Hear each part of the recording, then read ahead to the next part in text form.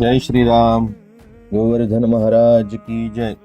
आत्ता मी 29 ऑक्टोबरला गोवर्धन परिक्रमेला गेलो होतो. तशा माझ्या 3 परिक्रमा पहिल्या झाल्यात. ही माझी 4थी परिक्रमा. इथं 2 प्रकारच्या परिक्रमा आहेत, एक बडी परिक्रमा आणि एक छोटी परिक्रमा.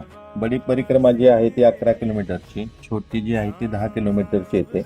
आणि ह्या ट्रॅकवरती पूर्णपणे मऊ वाळू टाकली, त्यामुळे पायांना काही त्रास होत नाही. आणि आपल्या उजव्या बाजूला गोवर्धन महाराज पूर्णपणे असतात. म्हणजे उजव्या बाजूला आपल्या गोवर्धन महाराज असतात. 21 किलोमीटरची ही पूर्ण परिक्रमा आहे. आणि मध्ये वाटेमध्ये जाताना परिक्रमेमध्येच आपल्याला हे राधा कुंड लागतं.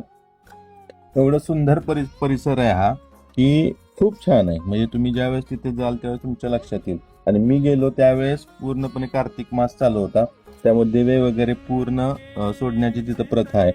खूप छान पद्धतीनं तिथं छान वाटत होतं. हे जे दादा आत्ता तुम्हाला दिसले नावेमध्ये, हे पूर्णपणे सेवा करतात, एकही रुपये घेत नाहीत. जो काही निर्माल्य असतं राधाकुंडमध्ये ते सगळं गोळा करण्याचं काम हे दादा करत असतात. आणि हे चारही बाजूनं हा घाट आहे. म्हणजे राधाकुंडला चारही बाजूने घाट आहे. या घाटावरती पूर्णपणे मला दिवे लावलेले दिसत आहेत. आणि खाली पण लोक या राधाकुंडमध्ये सोडतात. आणि इथं आपली परिक्रमा पूर्ण होते.